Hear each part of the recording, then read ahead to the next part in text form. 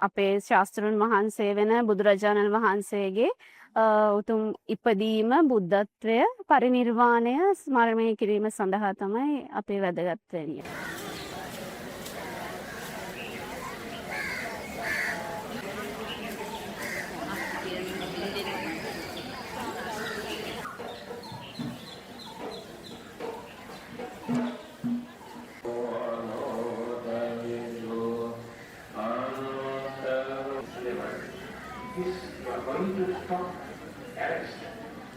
ආමිස පූජා ප්‍රතිපත්ති පූජා අපිට කරන්න පුළුවන්.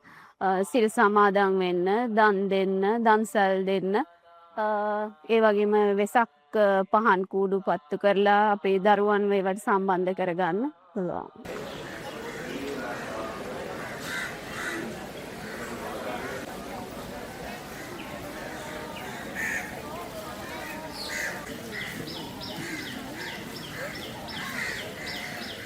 අපිට පුළුවන් ඉතින් දරුවොත් සම්බන්ධ කරගෙන වෙසක් සැරසිලි හදන්න පුළුවන්. ඒවයින් ඒගොල්ලොනුත් ඒවට නැඹුරු වෙනවා. පන්සල් එක්කන් එන්න දැන් ගොඩක් වැඩිහිටියෝ විතරනේ එන්නේ. ඒ වගේ පොඩි දරුවෝ එක්කන් ඇවිල්ලා ඒවට සම්බන්ධ කරවන්න, සිල් සමාදන් වෙන්න, දන් දෙන්න.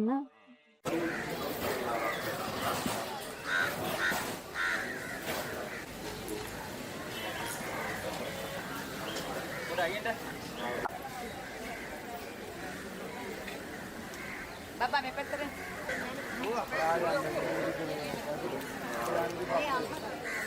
වෙසක් දවස කියලා කියන්නේ අපේ බෝධිසත්වයන් වහන්සේ මෙලොවට ජනිත වෙච්ච දවස, සියලු කෙලෙසුන් නැසලා ලෞතර බුද්ධ රාජ්‍යයට පත් වෙච්ච දවස.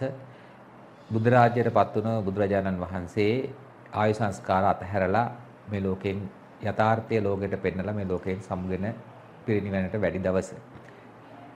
බෞද්ධයෙකු වශයෙන් උන්වහන්සේගේ තෙමගුල සිද්ධ වෙච්ච ඒ දවසේ මේ ලෝක යථාර්ථය දැකලා ඒ යථාර්ථයට අනුව මටත් ඒ දේ සිද්ධ වෙනවා කියලා අවබෝධ කරගෙන ඇතිවීම, පැවතීම, නැතිවීම කියන මේ තුන පිළිබඳව අවබෝධයක් අපේ ජීවිතයට ගන්න පුළුවන් නම් මම හිතනවා බෞද්ධයෙකු වශයෙන් ඒක තමයි වෙසක් පොය දවසේ කරන්න පුළුවන් උතුම්ම කාර්යය කියලා.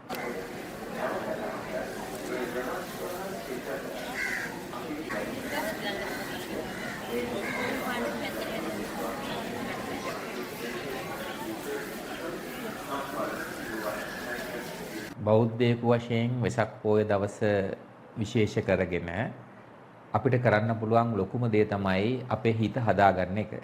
බුදුරජාණන් වහන්සේ අනුශාසනා කරන්නේ මේ ලෝකේ හදන්න පුළුවන් නම් හදාගත යුතු හොඳම දේ තමයි තමන්ගේ හිත. ඒ නිසා මම මගේ හිත දැකලා මගේ හිත අවබෝධ කරගෙන මගේ හිත හදාගන්න පුළුවන් නම් ඒක තමයි බෞද්ධයෙකු වශයෙන් අපි වෙසක් පොය දවසේ කළ යුතු හොඳම කාර්ය බවයි කියලා මට හැඟෙන්නේ.